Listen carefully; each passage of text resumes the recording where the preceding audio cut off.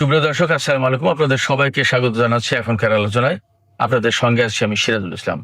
দর্শক, ইরানকে কেন্দ্র করে অনেকগুলো ঘটনা আছে, খুবই গুরুত্বপূর্ণ ঘটনা। যেমন আমেরিকা কিন্তু ইরানের উপরে নতুন করে হামলা চালিয়েছে। ইরানের অন্তত 3টি শহরে হামলা চালিয়েছে আমেরিকা, এবং কিশ দ্বীপে একটি বেসামরিক পরিবারের 3 সদস্য, স্বামী স্ত্রী এবং তাদের 2 বছরের একটি মেয়ে মারা গেছে। এরপরে সৌদি আরবে প্রিন্স সুলতান এয়ারবেজে হামলা হয়েছে, সেখানে ক্ষেপণাস্ত্র হামলা হয়েছে। এছাড়া সৌদি আরব ইরাকের উপর হামলা চালিয়েছে। ইরাকের প্রতিরোধকামী সংগঠন এর প্রতিশোধ নেওয়ার ঘোষণা দিয়েছে। ইরাকে যে হামলা চালিয়েছে সৌদি আরব এবং আমেরিকা মিলে, তাতে তো ইরানের আইআরজিসির 4 সদস্য তারা কিন্তু মারা গেছেন। এপাশে সবচেয়ে বড় ঘটনা যেটা নতুন করে খবর বের হয়েছে, 56 ঘন্টায় চায়না থেকে 16টি কার্গো বিমানে করে অস্ত্র এসেছে ইরানে। তার ভেতরে সবচেয়ে বেশি গুরুত্বপূর্ণ যে অস্ত্র, সেটি হচ্ছে কাঁধে রেখে ফায়ার করা যায় এরকম ছোট মিসাইল লঞ্চার, যে মিসাইল লঞ্চারগুলো ইরানের জন্য এই মুহূর্তে খুবই কার্যকরী হবে। এছাড়া ড্রোন এবং আরও অন্যান্য অস্ত্র আছে বলে বলা হচ্ছে। 16টি কার্গো বিমানে এসেছে। এদিকে তুরস্ক, আমি গত 2-3 দিন আগে খবর দিয়েছিলাম, চীন থেকে তারা J-10C যুদ্ধ বিমান কিনবে।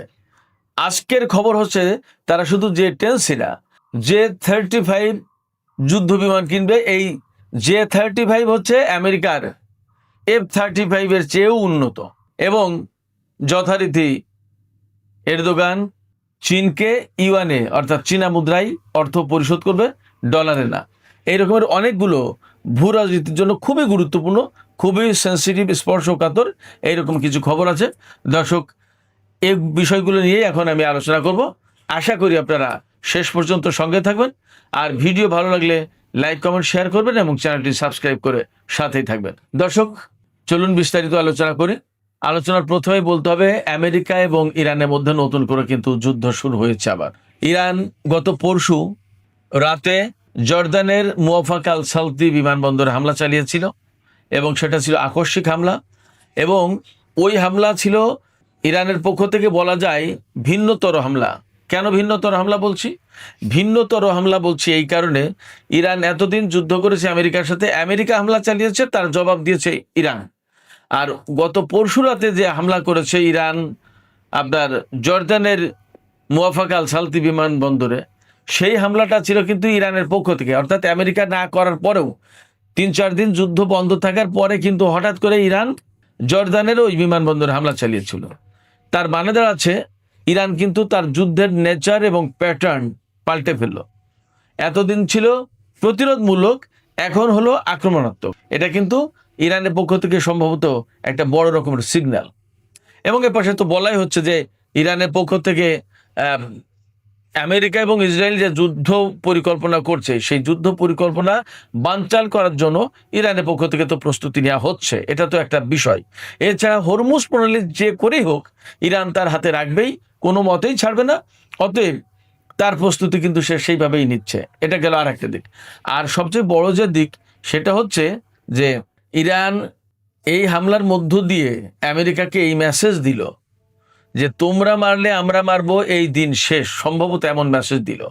অর্থাৎ আমরা প্রয়োজন মতো, আমাদের যখন প্রয়োজন তখন আমরা যুদ্ধ করতে পারি, তোমাদের উপর হামলা চালাতে পারি। এবং ইরানের পক্ষ থেকে কিন্তু একটা কথা বলা হয়েছে যে যুদ্ধ শুরু করেছে আমেরিকা, তারা যুদ্ধ শেষ করতে পারবে না, যুদ্ধ শেষ করব আমরা, অর্থাৎ ইরান। ইরানের পক্ষ থেকে বক্তব্য, সেক্ষেত্রে মোটামুটিভাবে বলাই যাচ্ছে যে এই যুদ্ধের নেচার, গতি, প্রকৃতি অনেক কিছু কিন্তু পাল্টে যাচ্ছে। এদিকে সৌদি আরব যে যুদ্ধে জড়িয়ে গেল, তাতে কি দাঁড়ালো? এই কয়েকদিনের ভেতরেই সৌদি আরব, ইয়েমেন, ইউক্রেন, এই সমস্ত দেশ কিন্তু যুদ্ধে জড়িয়ে গেল। এরপরে কুয়েত আর বাহরাইন থেকে ইরানের উপরে হামলা চালানো হয়েছে বলে বলা হচ্ছে। যদি তাই হয়, তাহলে মধ্যপ্রাচ্যের ঘটনা মনে হচ্ছে কিছুটা পরিবর্তন হচ্ছে, পাল্টে যাচ্ছে। হয় মধ্যপ্রাচ্যের এই মুসলিম দেশগুলো, আরব দেশগুলো ইরানের বিরুদ্ধে শক্ত অবস্থান নিতে যাচ্ছে, আর না হয় অন্য কোনো খেলা খেলছে, যার কারণে হয়তো, আমি জানি না এটা এমন হতে পারে কিনা, তাদের কৌশল কিনা, যে যেভাবে হোক আরো ইরানকে আরো উত্তেজিত করে আরো হামলা চালিয়ে মধ্যপ্রাচ্যে আমেরিকার অবস্থানটাকে একেবারে জিরো করে ফেলার ব্যবস্থা। এমনটা নাও হতে পারে, দেখা গেল যে সত্যি সত্যিই তারা ইরানের সাথে শত্রুতা করছে, এমনও হতে পারে। আবার এমন ব্যাখ্যাও আছে, আমি নিজে একদিন বলেছিলাম যে হরমুজ প্রণালী বন্ধের পাশাপাশি বাব আল মানদেব প্রণালী বন্ধ করে দিয়ে আমেরিকাকে প্রচন্ড রকমের চাপে ফেলে আরো যুদ্ধের ভেতরে ফেলে আমেরিকার এই অঞ্চলের অর্থাৎ মধ্যপ্রাচ্য অঞ্চলে যত ঘাঁটি আছে সমস্ত সবগুলোকে একেবারে তছনছ করে দেওয়ার ব্যবস্থা করে এই অঞ্চল থেকে তারা হয়তো সবাই মিলে বিদায় দিতে চাচ্ছে। কিন্তু সৌদি আরব, কুয়েত এরা হয়তো সরাসরি বলতে পারছে না, কাতার, বাহরাইন, কুয়েত হয়তো এই সমস্ত দেশ বলতে পারছে না, কিন্তু ইরানকে দিয়ে ইনডাইরেক্টলি হয়তো সেই কাজটা করানোর চেষ্টা করছে, এমন হলেও হতে পারে, জানি না। যুদ্ধ পরিস্থিতির বিষয়টা ভিতরে আসলে অ্যাকুরেটলি বলা খুব কঠিন ব্যাপার, কারণ কখন কোন পরিস্থিতিতে কি হয় এটা বলা কঠিন ব্যাপার। আর একটা ব্যাপার হচ্ছে যে কার পলিটিক্স, কার স্বার্থ যে কোন জায়গায় এবং কে কার হয়ে কখন কোনভাবে দাবার ঘুটি যে চালে পাল্টায় বলা মুশকিল। সেই জন্য আমি বলবো যে যে কোনো সম্ভাবনায় হতে পারে। তবে যদি সৌদি আরব অ্যাকচুয়ালি ইরানপন্থী যে সমস্ত বিপ্লবী বা প্রতিরোধকামী সংগঠন আছে, যেখানে ইরানের 4 জন IRGC সদস্য মারা গেছে, ব্যাপারটা যদি এইরকম হয় তাহলে ইরানের পক্ষ থেকে কিন্তু কড়া জবাব হবে এবং সম্ভবত সৌদি আরব বড় রকমের হামলার মুখে পড়তে পারে, কিছু বলা যাচ্ছে না।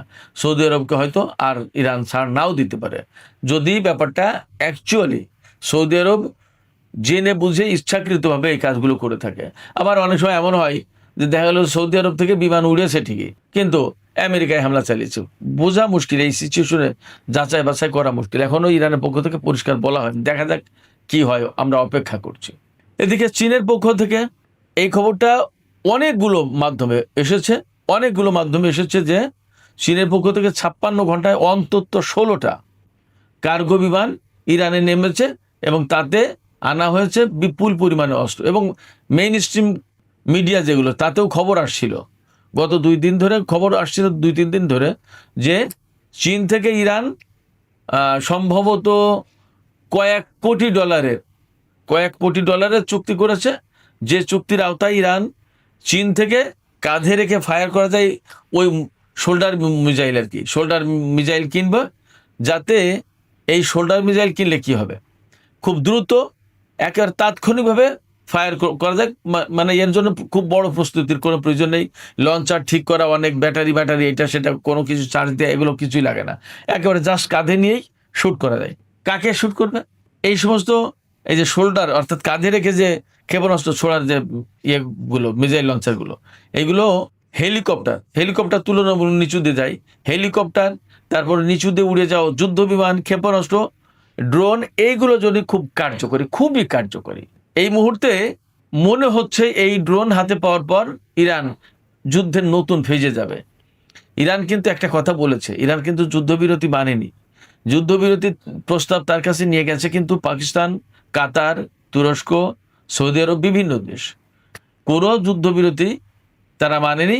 এমনকি এরকম খবরও এসেছে যে মার্কো রুবিও ইরানের পররাষ্ট্রমন্ত্রী আব্বাস আরাকচিকে ফোন দিচ্ছেন, কিন্তু মার্কো রুবিওর ফোন ধরেননি আব্বাস আরাকচি। কারণ কথা তো বলবে একটা যে চুক্তি করো, যুদ্ধবিরতি করো। ইরান এই মুহূর্তে যুদ্ধবিরতি করবে না। ইরানের বক্তব্য কি? ইরানের বক্তব্য একটাই, যুদ্ধ তোমরা শুরু করেছো, যুদ্ধ শেষ করব আমরা, অতএব কবে, কখন, কোনভাবে শেষ হবে সেটা আমরা সিদ্ধান্ত নেব।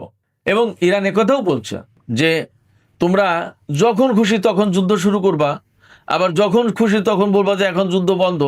এই তোমাদের ইচ্ছা মতো যুদ্ধ শুরু, যুদ্ধ শেষ, এ কোনোটাই করতে দেওয়া হবে না, তোমাদের ইচ্ছার গোলাম আমরা না। ইরানের বক্তব্য কিন্তু এখন এইটা। সেক্ষেত্রে যদি সৌদি আরব এই যুদ্ধে জড়িয়ে যায়, আমরা চাইবো, আমরা প্রত্যাশা করবো না জড়াক, যদি জড়িয়ে যায় তাহলে কিন্তু অনেক বেশি সংকটাপন্ন হয়ে যাচ্ছে মধ্যপ্রাচ্যের এই চলমান যুদ্ধ। কারণ ওপাশে ইউক্রেন জড়িয়ে গেল বা ইরানের জাহাজে হামলা চালিয়েছে, যদিও তারা পরে বলছে যে আমরা এই ধরনের কাজ আর করবো না, এই ধরনের হামলা করবো, তোমরা প্লিজ এই কোনো প্রতিশোধে যেও না, ইরানকে তারা সুপারিশ করছে। বাট দেখা যাক কি হয়। তো যদি যুদ্ধে জড়িয়ে যায় সৌদি আরব, তাহলে ইউক্রেন, সৌদি আরব, এপাশে কুয়েত, বাহরাইন, ওপাশে ইয়েমেন জড়িয়ে গেল, অনেক বড় বড় ঘটনা আছে। এই সমস্ত ঘটনার ভেতর দিয়ে মধ্যপ্রাচ্যের শান্তিটা মনে হয় খুব সহজ হবে না, তখন হয়তো আরো বড় পরিসরের যুদ্ধের প্রশ্ন আসবে। আমি বলছিলাম চীনের কাছ থেকে ইরানের অস্ত্র কেনার প্রসঙ্গ, সেখান থেকে আবার যুদ্ধের দিকে চলে গিয়েছিলাম। তো ইরান যে চীন থেকে যে যুদ্ধ অস্ত্রগুলো কিনছে, বিশেষ করে শোল্ডার মিসাইল, তারপরে ড্রোন, আরো কিছু কিছু রসদ, সামরিক প্রতিরক্ষা সরঞ্জাম কিনছে, কি কি একদম অ্যাকুরেটলি তো বলা যায় না। তো এইগুলো কেনার মানে হচ্ছে যে তারা, অর্থাৎ ইরান, যুদ্ধটাকে এখনই শেষ করতে চাইছে না, এর একটা শেষ হয়তো তারা দেখবে। অবশ্যই নেতানিয়াহুর সাথে ডোনাল্ড ট্রাম্পের যে বৈঠক হয়েছে, সেই বৈঠকের মূল সুর কিন্তু যুদ্ধ। নেতানিয়াহু যেভাবে উনি বুক উঁচিয়ে বললেন যে ডোনাল্ড ট্রাম্পের সাথে এর আগে কখনো এত সুন্দর বৈঠক তার আর হয়নি, এর মানে কি নেতানিয়াহু এই মুহূর্তে চাইছে যুদ্ধ করে ইরানকে একদম শেষ করে দিতে, এবং হয়তো ডোনাল্ড ট্রাম্পকে তিনি রাজি করাতে পেরেছেন, বা যেভাবে হোক তার মেসেজটা কিন্তু ইরানের জন্য খুব স্বস্তিদায়ক না। তো যখন স্বস্তিদায়ক না, এবং ইসরায়েল কিন্তু বারবার যুদ্ধের জন্য মানে পাকিয়ে বেড়াচ্ছে, ঘুরে বেড়াচ্ছে যে কবে কখন কোন ফাঁকে যুদ্ধ শুরু করতে পারবো। তো ইসরায়েলের এই যে যুদ্ধের যে চিন্তাটা, এই চিন্তার অবসান ঘটিয়ে দিতে চাই ইরান।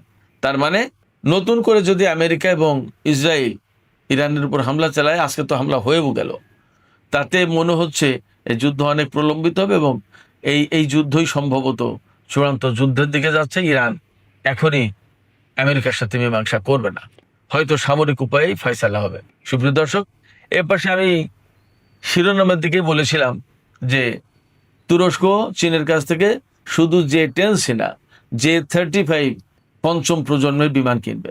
এই বিমান আমেরিকার যে F-35 যে যুদ্ধ বিমান, তার চেয়েও কার্যকর এবং আধুনিক। এবং চীন তো এখন প্রযুক্তিতে কোথায় চলে গেছে এবং কতটুকু কি, এটা আমার চেয়ে আপনারা সবাই হয়তো বেশি জানেন। অতএব চীনের যে J-10C বিমান, ভারতের বিরুদ্ধে যুদ্ধে চীন দেখিয়েছিল এর কার্যকারিতা, সেই J-10C বিমান শুধু কিনবে না, J-35 চীনের হাতে সবচেয়ে আধুনিক যে বিমানটা, সেই বিমানও কিনবে তুরস্ক, এমন খবরই পাওয়া যাচ্ছে। এবং বলা হচ্ছে যে তুরস্ক চীনকে এই বিমান কেনা বাবদ যে অর্থ দেবে, সেই অর্থ দেবে ডলারে না, ইউয়ানে, চীনা মুদ্রায়। তার মানে ডলারাইজেশন যে প্রক্রিয়া, সেই প্রক্রিয়ায় তুরস্ক একদম ওপেনলি ইন্টারন্যাশনালি জড়িয়ে গেল। এবং তুরস্ক কেন চীনের কাছ থেকে J-35 এই যুদ্ধ বিমান কিনতে চাচ্ছে, তার মূল কারণ হলো আমেরিকার সাথে যে F-35 যুদ্ধ বিমান কেনার যে চুক্তি ছিল তুরস্কের, আমেরিকা তো সেই যুদ্ধ বিমান দিল না। এবং খুব সম্প্রতি ডোনাল্ড ট্রাম্প বলেছিলেন যে তুরস্ককে ওই বিমান দেওয়া হবে। পরবর্তীতে খবর আসছে যে মার্কিন কংগ্রেস এই অনুমোদন দিচ্ছে না, অর্থাৎ তুরস্ক যুদ্ধ বিমান পাবে না, F-35 যুদ্ধ বিমান। তো রজব তাইব এরদোগান এখান থেকে খানিকটা রাগান্বিত হয়ে তিনি বলছেন, ঠিক আছে, যদি তাই না দেয় তো থাক, রাশিয়ার কাছ থেকে S-400 কিনেছি, আর চীনের কাছ থেকে কিনবো এবার J-10C এবং J-35 যুদ্ধ বিমান। আমেরিকা না দেয় থাক, অর্থাৎ আমেরিকাকে একটা বড় রকমের চাপে ফেলা। এখন আমেরিকা যতই চাপে পড়ুক, যতক্ষণ পর্যন্ত নেতানিয়াহু না বলছে যে ঠিক আছে তুরস্ককে এই বিমান দেন, ততক্ষণ পর্যন্ত আমেরিকা দেবে না, আমার ব্যক্তিগত ধারণা বা বিশ্বাস। সেক্ষেত্রে হয়তো তুরস্ক চীনের কাছ থেকে J-10C এবং J-35 কিনবে। তাতে ভূরাজনীতি, মধ্যপ্রাচ্যের ভূরাজনীতিতে বিশেষ করে বিরাট বড় রকমের একটা পরিবর্তন আসবে, এবং ক্রমেই নেটো জোট থেকে আমেরিকা থেকে তুরস্ক সরে যাবে বা যাচ্ছে, এই বিষয়টা আরো পরিষ্কার হয়ে উঠবে। সুপ্রিয় দর্শক, আমি আলোচনা শেষ করবো। আলোচনা শেষের আগে এইটুকু বলি যে এই যে নতুন করে যুদ্ধ শুরু হলো, সৌদি আরবের উপর হামলা, প্রিন্স সুলতান এয়ারবেজে হামলা, এবং ইরানের উপর হামলা, তারপরে জর্দানে হামলা, ইরাকে হামলা, ইয়েমেন যুদ্ধে জড়িয়ে গেল, এই যে যুদ্ধের পরিধি বাড়ছে, এতে কিন্তু নতুন করে তেলের দাম আবার বেড়েছে, এবং আবার $100 কাছাকাছি চলে গেছে তেলের দাম। সেক্ষেত্রে ডোনাল্ড ট্রাম্প এবং আমেরিকা যা আসলে কি করছে আমরা জানি না, তবে তারা যে বিপদে পড়বে এবং আমরা সবাই বিপদে পড়বে এই যুদ্ধের কারণে, নতুন করে তেলের দাম আবার বেড়ে যাচ্ছে, এটা একদম পরিষ্কার। এই জায়গা থেকে আমি ব্যক্তিগতভাবে মনে করি যে আমেরিকার অবশ্যই সরে আসা উচিত, এই যুদ্ধ বন্ধের জন্য যা করা উচিত তাই করতে হবে। অহেতুক ইরানের সাথে ঝগড়া বাঁধিয়ে বা ঝগড়া বাড়িয়ে লাভ নেই। তো সুপ্রিয় দর্শক, এখনকার আলোচনা এখানে শেষ করতে চাইছি। আলোচনা শেষের আগে আমি আপনাদের কাছে একটা প্রশ্ন করতে চাই তুরস্কের ব্যাপারে। আমরা তো সবাই দেখছি যে তুরস্ক মোটামুটি চীনের কাছ থেকে এই যুদ্ধ বিমান কেনার চেষ্টা করছে, J-10C বা J-35, এমন খবর কিন্তু এখন যথেষ্ট বলি। তো সুপ্রিয় দর্শক, আমরা তো দেখতে পাচ্ছি বা বিভিন্ন মাধ্যমে খবর কিন্তু আসছে যে তুরস্ক চীনের কাছ থেকে J-10C এবং J-35 যুদ্ধ বিমান কিনতে চায়। যদি এই যুদ্ধ বিমান কেনে তাহলে মধ্যপ্রাচ্যে একটা বড় রকমের পরিবর্তন হয়ে গেল বলে মনে করা হবে। আপনারা কি মনে করছেন যে আসলে এর মধ্য দিয়ে ভূ রাজনীতিতে একটা বড় পরিবর্তন ঘটে যাবে? আপনাদের মতামত জানিয়ে কমেন্টে লিখতে পারেন। আর ভিডিও ভালো লাগলে লাইক, কমেন্ট, শেয়ার করবেন এবং চ্যানেলটি সাবস্ক্রাইব করে সাথেই থাকবেন। দর্শক, এখনকার আলোচনা এখানে শেষ করছি। আপনারা সবাই অনেক অনেক ভালো থাকুন। আল্লাহ হাফেজ।